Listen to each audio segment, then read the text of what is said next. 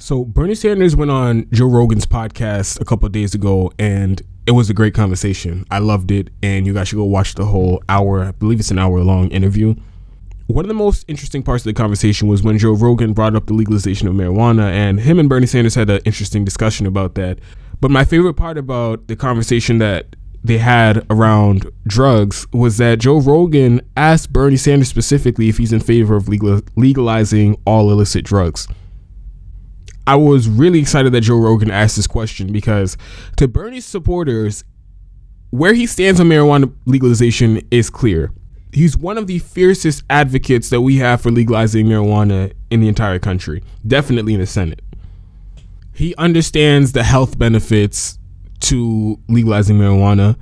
He understands that the drug war and this crackdown on marijuana has been used to disproportionately crack down on minority communities, which has led to the mass incarceration crisis that we have. Bernie also gets the economic arguments behind legalizing marijuana because you create a giant boom to the economy with an industry basically growing up overnight out of nowhere. And if it's done right, you can use it to ameliorate and lessen the wealth gap between minorities and whites in this country. Bernie understands and makes the most convincing arguments in favor of supporting legalizing marijuana, but it hasn't been as clear his position on legalizing all illicit drugs. Well, he gives Joe Rogan a very detailed, in-depth answer. So we'll watch the clip from that. We'll watch that clip from the interview. It's about 2.5 minutes long, and then we'll come back and break it down. Is the right thing to do. You know, we can argue about the pluses and minuses. I'm not a great fan of drugs. Other people, you know, I smoked marijuana a couple of times. Didn't do much for me. Other people, I guess, have different impacts. Just a couple times? That's right, true. It didn't do much for you? Yeah, maybe Where were you getting it? I don't know. I was in Vermont, northern Vermont. Oh, that's the problem. Maybe. You gotta get it from here. It'll do something for you. Well, it made me cough a whole lot. All right, but I gather other people have had different experiences, correct? For sure. Yeah, Okay. I certainly have. The other problem is, of course, with illegal drugs comes you get this horrible cycle, particularly in inner cities, where you have people that are incarcerated for illegal drugs. Illegal drugs seem to be the only way out. The hard drugs, when we're talking about cocaine and all these other drugs, how does one stop that? And would you ever consider legalizing all drugs or decriminalizing all drugs? Not at this point. No, I wouldn't. But you're touching on a real tragedy. Yes. And when we talk about criminal justice in America, we have over 2 million people in jail. They are disproportionately African American, Latino, and Native American. And here's what I think. I think in the wealthiest country in the history of the world, what we have got to do, instead of building more jails and locking up more people, we really do have to invest in our young people, especially young people in distressed communities. What does that mean? If we can, and we can do this with the proper amount of resources, make sure the kids are not dropping out of school. If you drop out of school today, you know, say you drop out in your second or third year of high school, you don't have an education, you don't have any job skills, what are you going to do with your life? And the answer is you may well do drugs, you know, or you'll get in trouble, self-destructive activity or destructive activity, you're going to end up in jail. It makes so much more sense from a humane perspective, protecting our people, as well as a financial situation. We're spending $80 billion a year to invest in these kids. What does it mean? It means making sure they get the education that they need, paying attention, having good schools, making sure that they get the jobs that are out there, doing job training. What you're saying essentially is that if we can do something to mitigate despair, then we'll do something to at least stop some of the demand for these illegal drugs. I believe that is the case. Look, if I am optimistic, if I'm excited about going to work tomorrow and I'm seeing my kid doing great in school, and, you know, when I get sick, I can go to the doctor's office and I have a sense of community. My downtown is not all boarded up because businesses have left, but we have a community. Yeah, the strong likelihood is there will be less diseases of despair and drugs than we currently. So Bernie gave the best not good answer you could give to this question. The only good answer you can give is the correct answer, which is to be in favor of legalizing all illicit drugs.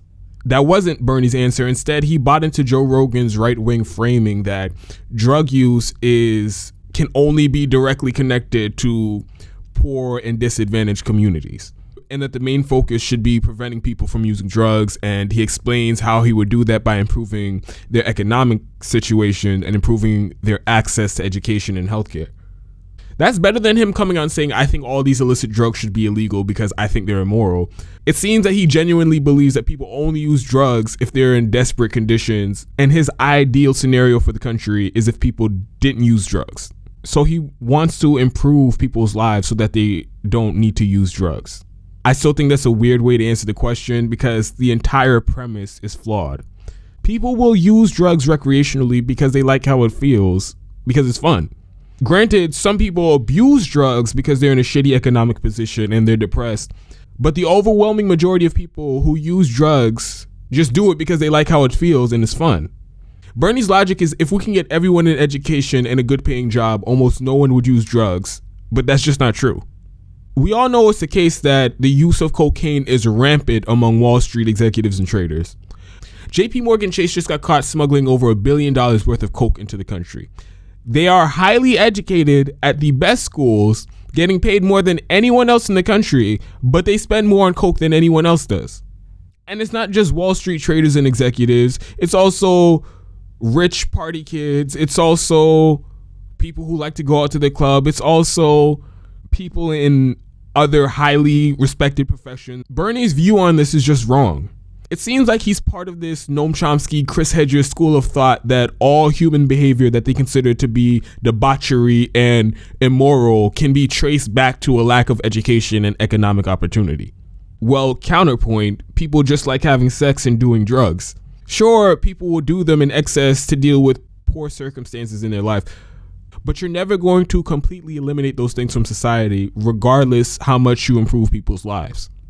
I'm not completely against what Bernie's saying here. I think that answer is a great way to deal with addiction and substance abuse, but I don't think that's an explanation for not supporting the legalization of all illicit drugs. I don't like how Joe and Bernie conflate the two, because studies show around 85% to 90% of all drug users, not just marijuana, all drug users, so cocaine and speed and Adderall, ecstasy, LSD, magic mushrooms, 85 to 90% of all drug users do so moderately and don't have an addiction problem. Before I get into this topic, I want to make extremely clear what we're talking about when we say legalize all illicit drugs. We're not talking about legalizing crystal meth or some of the more dangerous forms of these illicit drugs. We're talking about legalizing the pure substance and regulating it so that people who sell drugs are licensed and follow very specific steps to avoid drugs being laced with dangerous chemicals or being too potent. So if you're looking for an amphetamine, you can go into a store and buy a pill similar to speed or Adderall or ecstasy, and you know that pill is safe because it's been regulated and tested to make sure that there aren't dangerous chemicals in it.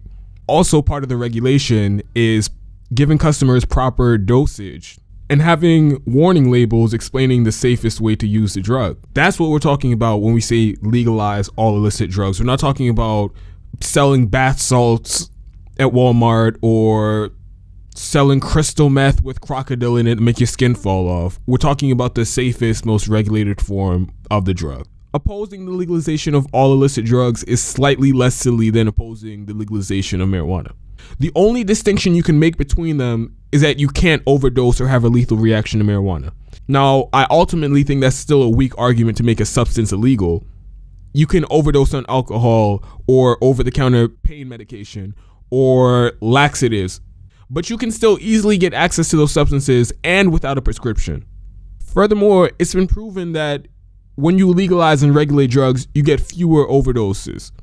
And I'll get to that in a little bit.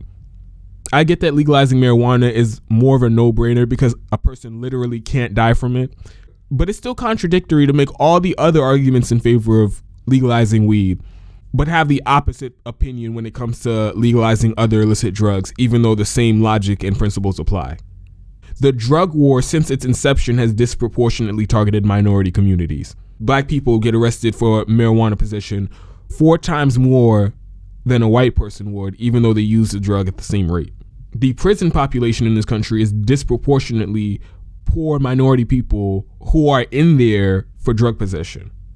On top of all of that, the drug war has just failed. More people are using drugs now than when it started. The whole point of this thing, the main objective was to eliminate or drastically reduce the use of drugs in the United States. It has been going on for decades. It is objectively a failure. More people use drugs now than before. So right there, the whole idea of banning certain substances to keep people from using them is out the window because it doesn't work. We spent trillions of dollars and ruined millions of people's lives to reduce and eliminate the use of drugs in this country, and the exact opposite happened. Regardless if you think that other illicit drugs are harmful, at the very least, you have to stop locking people up because it isn't a deterrent at all. I've seen Bernie make this argument when talking about legalizing marijuana, but I don't know why he thinks it doesn't apply to other illicit drugs. So if you're not in favor of legalizing and decriminalizing all other illicit drugs, by definition, you are in favor of continuing the drug war at some level in some capacity. This is kind of a black or white thing. If the drugs aren't legalized or decriminalized, by definition, people will still be locked up for selling them or possessing them. And the disparities between the races getting arrested isn't going to change. We know that the racial bias of the drug war isn't only connected to the marijuana.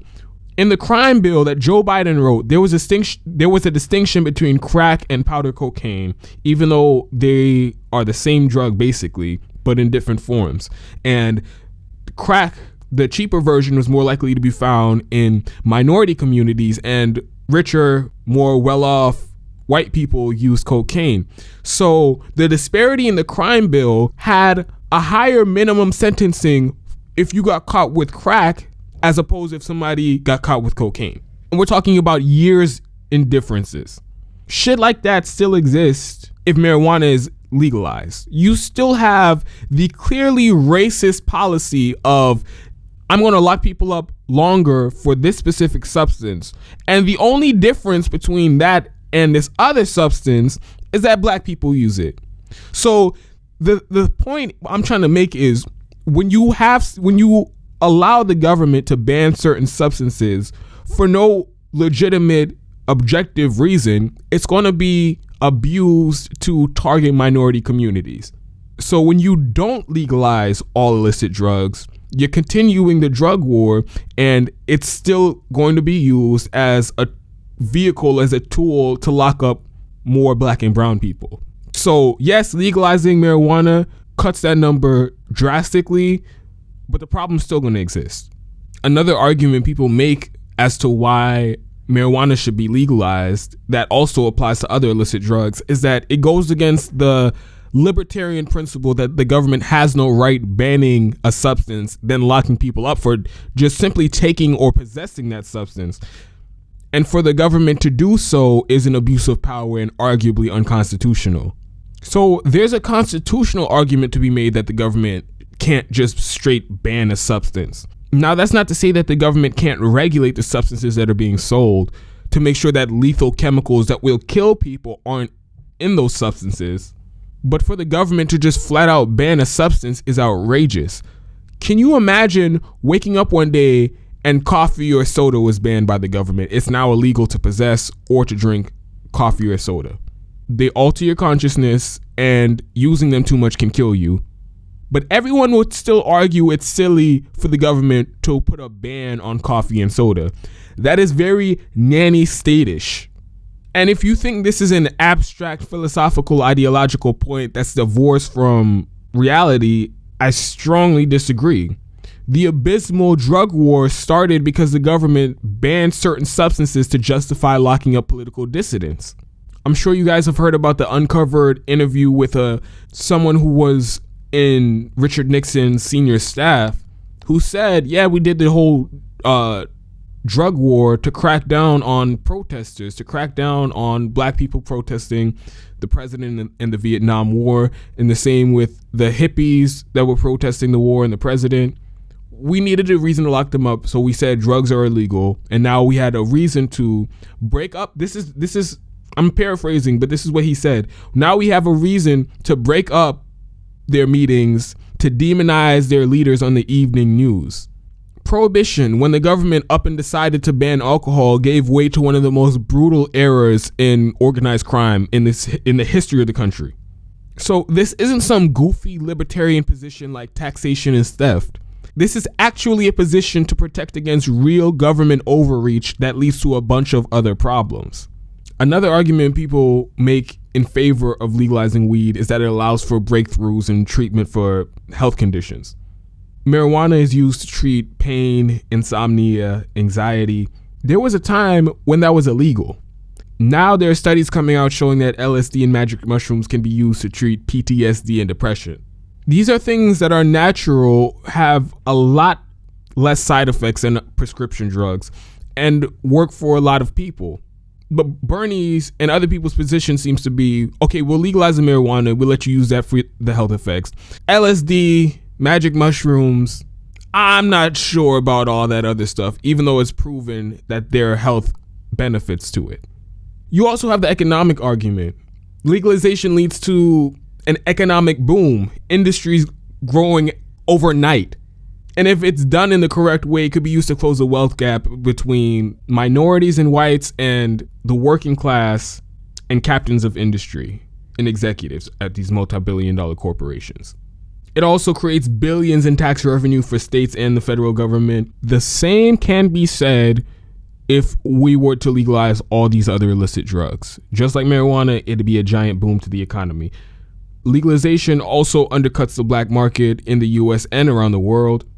Cartels make trillions of dollars selling illicit drugs because people can't get them anywhere else and there's a demand for it. You legalize and the cartels, they lose their cash flow, undermines their business, and they lose power just like the mafia did at the end of Prohibition. So I just find it contradictory for people to lay out all the reasons to legalize weed, but stop short of supporting legalization of other illicit drugs. The same arguments apply. And if your only point of disagreement is that some people will inevitably die, I think that's a weak position for all the reasons I already mentioned. Also, you have to acknowledge that people are still doing those drugs and dying even though they're illegal. And it's a fact that if you legalize and regulate them, even less people will die. So I love this entire interview, and I'm glad Joe Rogan asked this question, even though it's not the answer I wanted to hear, because now Bernie Sanders' position on legalizing all illicit drugs is clear and it's on the record. And for his supporters who are to the left of him on this, hopefully we can push him closer to the correct position, which is to support the legalization, taxation, and regulation of all illicit drugs in this country.